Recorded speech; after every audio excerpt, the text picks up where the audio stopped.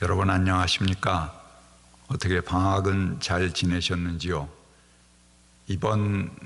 오늘부터 매주 수요일, 금요일 한 강좌씩 올라갈 텐데 이번에 올리는 과목들은 초대교회의 선교와 서신들이라는 제목으로 신약성서의 나머지 부분들을 한꺼번에 다루겠습니다. 오늘은 사도행전에 대해서 다루겠습니다. 사도행전은 바울의 동료요 의사인 누가에 의해서 쓰여졌습니다. 누가복음과 사도행전은 데오빌로에게 보낸 헌사 형식으로 시작됩니다. 둘이 시작하는 형식이 똑같지요. 그래서 누가복음은 제1부로 예수의 생애에 대한 기록이고 사도행전은 제2부로 예수 이후 교회의 선교에 대해서 서술한 것입니다. 사도행전은 하나님의 말씀이 예루살렘으로부터 로마로 확장되어 가는 과정을 적습니다. 그리고 땅끝까지 전해져서 예수 그리스도의 구속사업이 전 세계로 확장되어 가는 그 바람을 그리게 됩니다. 사도행전의 전체 구조는 사도행전 1장 8절에 잘 나타나 있습니다. 그리고 성령이 너희에게 내리시면 너희는 권능을 받고 예루살렘과 온 유대와 사마리아와 그리고 땅끝까지 이르러 내 증인이 되리라 하는 그 말씀이시죠. 여기에 성령이 임하면 권능을 받고 하는 부분이 사도행전 2장의 마가의 다락방 부분입니다. 그 다음에 예루살렘과 온 유대로 전파되는 것이 7장까지 나오는 것이고요. 그 다음에 사마리아는 그 당시 이방으로 생각하는 땅인데 이방으로 복음이 전파되는 첫 장면이 8장에 나옵니다. 그리고 나머지는 땅끝까지 이르러 복음이 전파되는 과정, 그래서 9장부터 28장까지의 과정을 그리고 있습니다. 베드로와 바울 둘은 사도행전의 주인공이죠. 그 중에서도 바울이 더 특별히 도드라진 주인공입니다. 바울의 선교 과정을 아주 긴 분량을 할애해서 자세하게 나타내고 있는데 바울의 1차, 2차, 3차 전도 여행에 관한 기록이 13장에서부터 21장까지 나오게 됩니다. 바울의 1차, 2차 이렇게 전도 여행을 나누는 것은 안디옥이 바울 선교의 중심지입니다. 그래서 안디옥에서 바울이 나와서 전 세계를 한 바퀴 돌고 그리고 안디옥으로 돌아오면은 그 1차 여행, 그래서 2차, 3차 이렇게 하게 됩니다. 그리고 21장부터 28장까지는 바울의 옥중 활동이 기록되어 있습니다. 특히 21장부터 23장까지는 예루살렘의 옥중 활동이고요. 26장까지는 가이사랴의 옥중 활동, 그 다음에 27, 28장은 로마에서의 옥중 활동에 대해서 기록하고 있습니다. 누가복음과 사도행전이 예루살렘이라는 것을 굉장히 강조합니다. 예루살렘 교회, 예루살렘 전통 이런 것들을 굉장히 강조하는데요. 사실은 누가복음과 사도행전이 쓰여질 무렵은 누가복음이 일러도 한 80년대 되지 않습니까? 그러니까 이미 로마와의 전쟁이 끝나고 유다는 패하고 그리고 예루살렘은 전부 소개돼서 유대인들이 거하지 못하는 그런 상황에서 기록되었습니다. 그래서 거기에 거주할 수 없기 때문에 오히려 예루살렘이 신격화되는 것입니다. 유난히 예루살렘이 강조되는 것은 이제 전 세계에 새로 세워진 교회들, 전 세계에 흩어진 기독교의 중심점을 강조하기 위해서 예루살렘이 강조됩니다.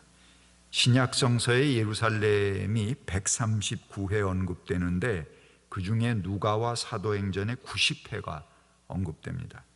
그것은 과거 예루살렘의 전통, 구약의 전통을 기독교가 계승하고 나간다 하는 그런 의미를 담고 있습니다. 좀 세분해서 보면요, 첫 번째로 구약으로부터 면면이 이어온 구속사의 흐름을 새로운 기독교가 계승한다 하는 의미에서 예루살렘이 강조되는 것이고요. 두 번째는 유대와 예루살렘에서 행해진 예수의 선교가, 예수는 유대 사람이죠. 그리고 그 밖으로 나가지 않았습니다. 하지만 그 선교가 지금은 전 세계에 흩어진 세계 교회들로 계속 이어진다 하는 의미를 가지고 있습니다. 세 번째는 새로 설립된 세계 각국에 흩어진 이방 기독교는 유대교를 연장한 것, 계승한 것이다 하는 의미를 가지고 있고요. 네 번째는 이스라엘 민족과 이방 민족 사이에는 선택된 백성이라는 특수한 계속성이 존재한다. 그러니까 이제 기독교인들 전 세계에 흩어져 있지만 그들은 유대인들이 선택된 민족이듯이 선택된 백성이다 하는 의미를 갖는다는 것입니다. 이미 바울 선교의 중심을 이루는 안디옥 교회 등 소아시아 지역에 흩어져 존재하는 여러 교회들, 그 중에 하나였습니다. 예루살렘 교회도.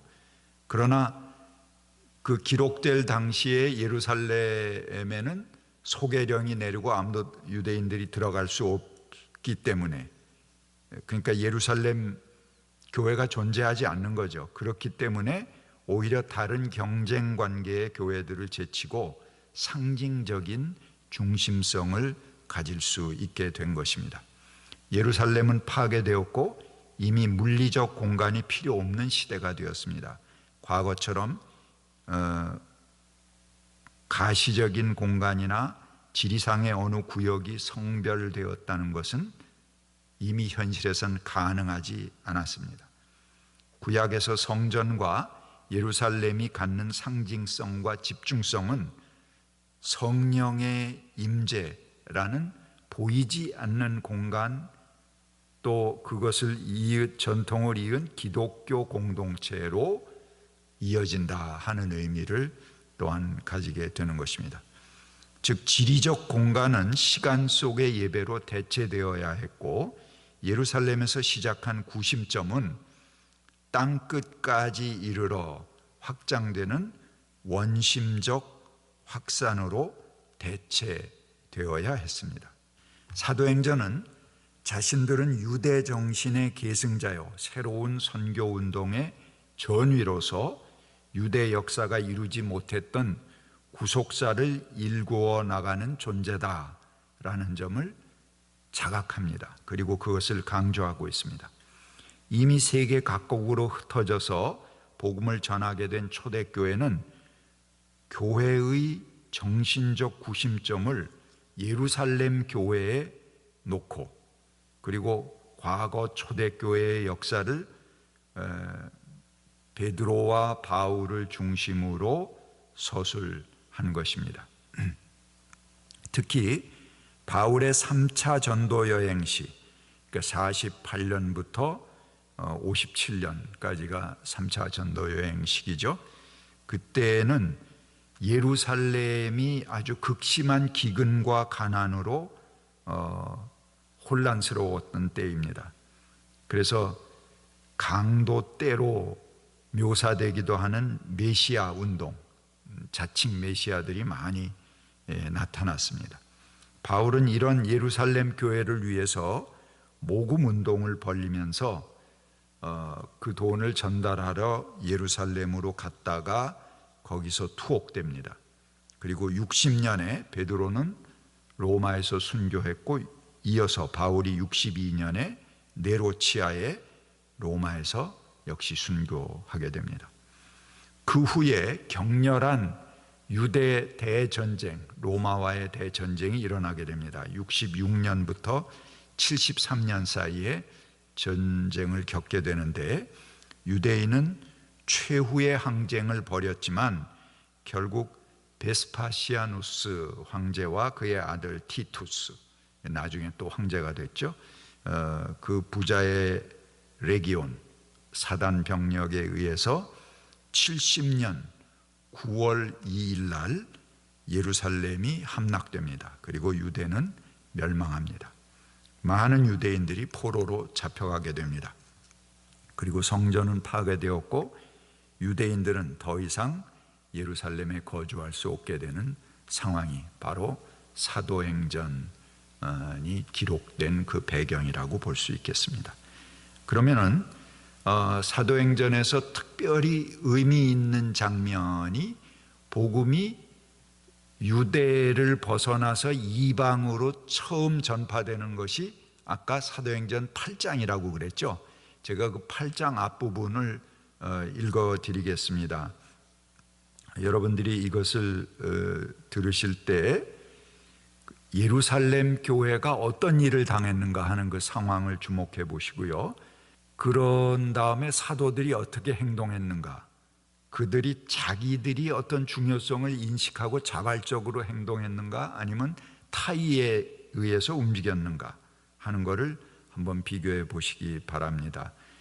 특히 사도행전 제가 읽어드린 성경의 앞부분과 그 다음에 마지막 부분에 대조되는 두 구절을 한번 비교해 보시기 바랍니다.